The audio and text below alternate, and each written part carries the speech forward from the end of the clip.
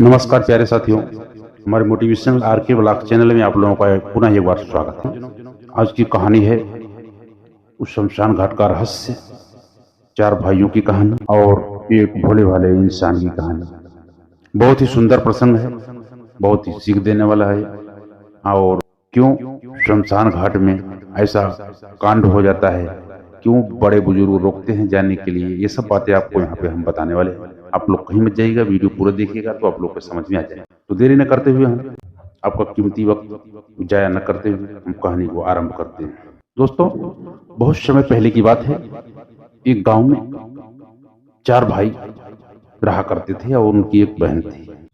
तीन भाइयों की शादी हो गई थी, छोटी बहन की शादी नहीं हुई थी और छोटे भाई का शादी नहीं हुआ था। तीनों बहुएं आ गई और तीनों भाई काम पे जाते थे। ये चौथा भाई काम पे नहीं जाता था, बहुत ही सीधा साधा और भोला भाला था। ये प्यार से इसको सब लोग पुकारते थे, लेकिन कार्य हेतु बुलाते थे, क्योंकि ये कोई काम वाम करता नहीं था, घर का ही काम करता था। बड़े भाई लोग बहुत तानाकसी करते थे कि तू कोई काम का नहीं है, तू निठल्ला है, तू बैठ के खा रहा है। तो फिर भी ये कहीं जाता नहीं, सुन लेता सबकी, बोलता कुछ नहीं।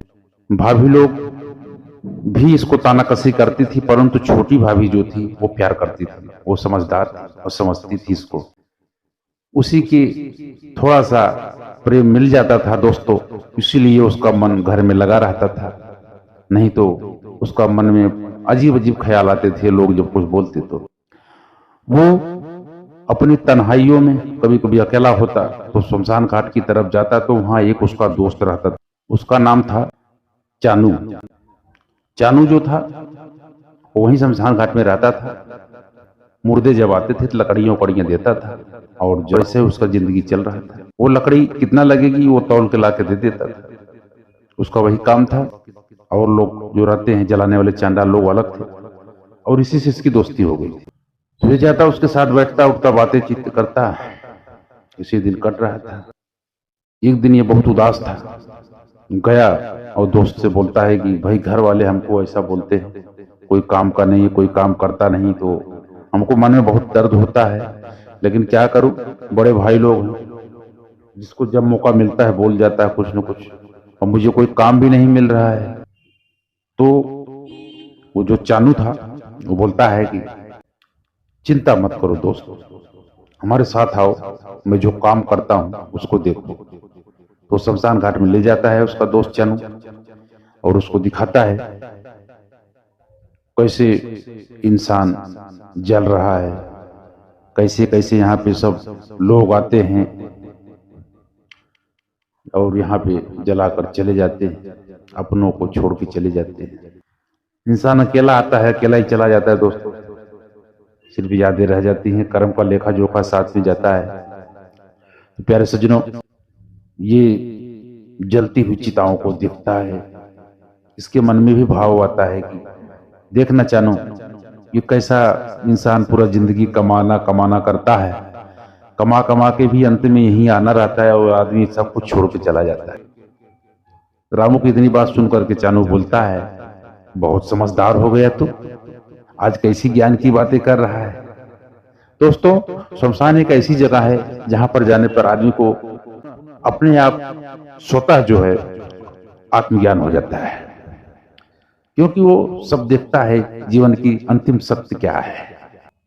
तो रामू ऐसे ही बैठा था, तभी उसकी नजर एक छोटे से कमरे की तरफ गई जहां पे एक कबूतर बैठा हुआ था। उसकी आंखें लाल थी, उसकी आंखों में ये देखा तो थोड़ी देर के बाद इसकी भी आंखें लाल हो गई। फिर आकर के वो झपट्टा मारता है, इसके गाल पर खरोच लगता है और ये गिर जाता है, गिर जाता है दोस्तों, बेहोश हो जाता है जैसे। फिर जब होश में आता है तब ये जो चानू था, इसका चेहरा मुंह से उसके जैसा हो गया। ये रामू जो था चानू में परिवर्तित हो गया, पूरा बदल गया, और रामू चानू बन गया और चानू जो है रामू बन गया। और ये चला आया रामू के घर पे और वहां पे ठाट बाट से रहने लगा। चानू पागल की का जैसा हो गया था। उसको कुछ समझ में नहीं आता था कि मुझे क्या करना चाहिए और क्या नहीं करना चाहिए। वो शमशान घाट में जो मुर्दे आते उनको जलाता और वैसे ही कार्य कर रहा था। और ये यहाँ आकर के रामू बन गया था और उसके घर का सारे परिवार को अपना परिवार बना लिया, क्योंकि सब लोग उसको रामू ही समझ रहे थे, क्योंकि वो चेहरा जो है उसका था। अब ये हुआ कैसे दोस्तों, बहुत ही रोचक कहानी है, आगे आप लोगों को मालूम पड़ेगा। एक दिन एक चाचा जी शमशान में रहते थे। वो बोले तुम कैसा हरकत कर रहे हो। चाचा जो है, प्यारे चाचा उनका नाम था, प्यारे प्यारे चाचा लोग बुलाते थे और दिल के बहुत अच्छे थे वो। तो इसकी हालत देख करके बहुत ही वो दुखी हो गए।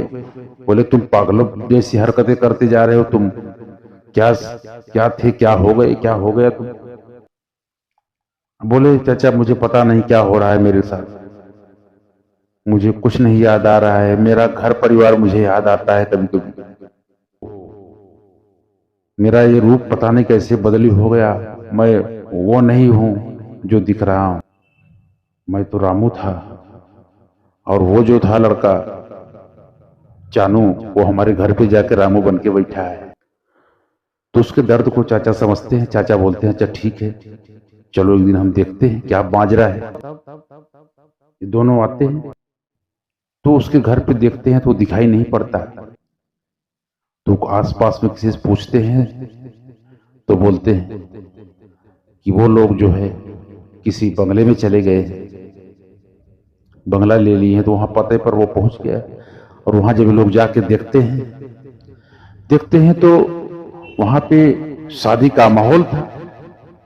उसकी छोटी बहन की शादी हो रही थी और बहुत ही सजाया गया था बंगला, एकदम जैसे राजमहल जैसा लग रहा था। चारों तरफ तोरण लगे थे, केले के खंभे लगे थे, स्वागत की सारी तैयारियां थी, बारातियों के लिए पकवान बन रहे थे, सारा कुछ सिस्टम।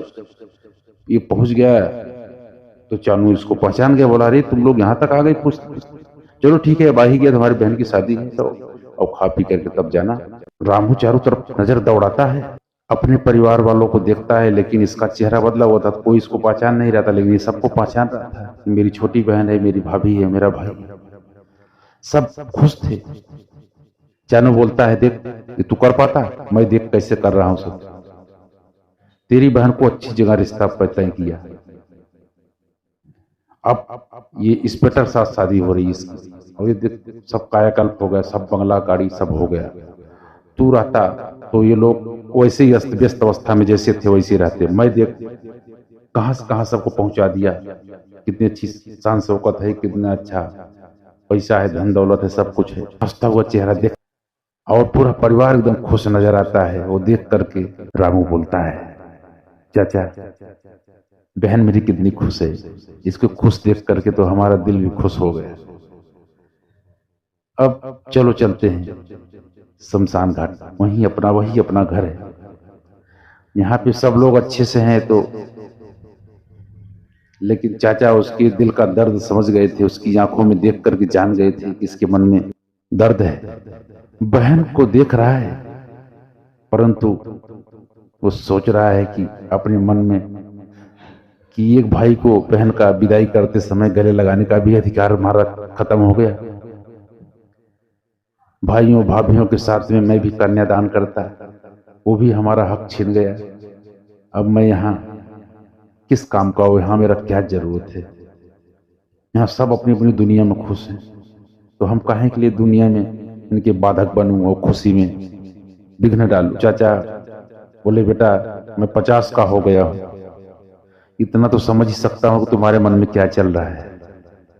तुम अपने परिवार को देख करके खुश दिखा रहे हो लेकिन हो नहीं, क्योंकि तुम अपनी बहन को मिलना चाहते हो, विदाई करना चाहते हो, गले लगाना चाहते हो, लेकिन ये सब तुम कर नहीं कर सकते।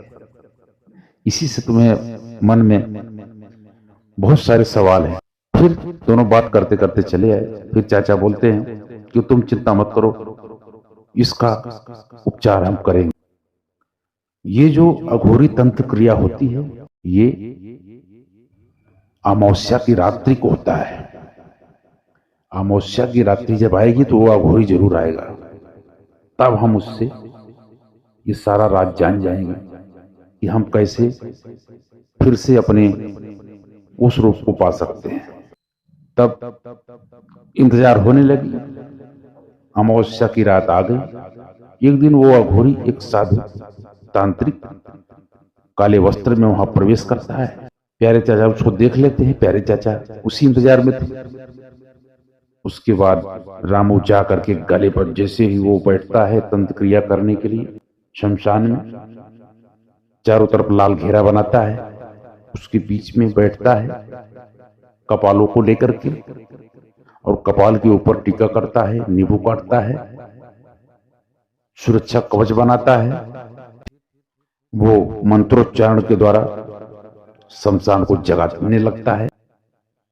पूरा भभूति भस्म जो चिता की जली हुई राख को अपने तन पर लपेटने लगता है। तभी ये रामू चाकू लेकर के उधर चला तो चाचा जी रोक ली। बोले, क्या बेटा, क्या करने जा रहे हो? तो मार डालोगे उसको, जेल में जाने का इरादा है? बोला, नहीं चाचा, इस सीधी तरह तो आदमी लाइन पे आता नहीं, उसको डराने के लिए सब कर रहा हूं। तभी वो बताएगा इस पूरा रहस्य। तब वो अघोरी साधु की गर्दन के ऊपर वो चाकू रख देता है। चाकू रख देता है और बोलता है, बता कि मेरा रूप परिवर्तित कैसे हो गया और वो कौन सी साधना है जिसके कारण ये होता है। और तू बराबर आता था, तू उसको विद्या ये सिखाया हुआ चानू को, तभी वो हमारे ऊपर ये आजमाया। वो बोला, अरे बच्चा, मुझे माफ कर दो। ऐसे जैसे तुम चाकू लगाए हो वैसे चानू भी हमारे गर्दन पर चाकू रख करके हमारी विद्या को प्राप्त किया था, और मुझे नहीं पता था कि ये विद्या वो गलत इस्तेमाल करेगा। तो दोस्तों, ये कहानी आगे बहुत ही रोचक होने वाली है, दर्द भरी कहानी है।